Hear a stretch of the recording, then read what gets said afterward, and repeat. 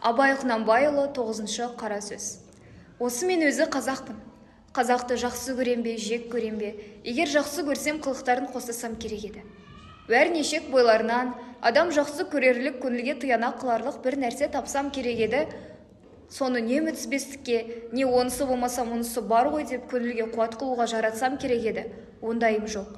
Егер жек көрсем, сөйлеспесем, мәжілісте сырлас кеңестес болмасам керек еді, тобына бармай не қылды, не болды демей үйде жату керек еді.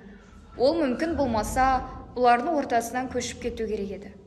Бұларды жөндеймін деуге, жөнделер деген үмітім де жоқ. Мен өзім тірі болсам анық тірі демеспін. Сөйлегенім өз сөзім емес, күлгенім өз күлкім емес. Ашулансам ызалана алмайым, қуансам күле алмайым. Сол себептен жүрген бір қуыс кеудемін. Тегінде бұл да жақсы. Өлер кезде әттеген-ау, сондай қызықты сәттер болды ғой деп, алдыңға алам болмай, артқа тілеу болмай өлуге.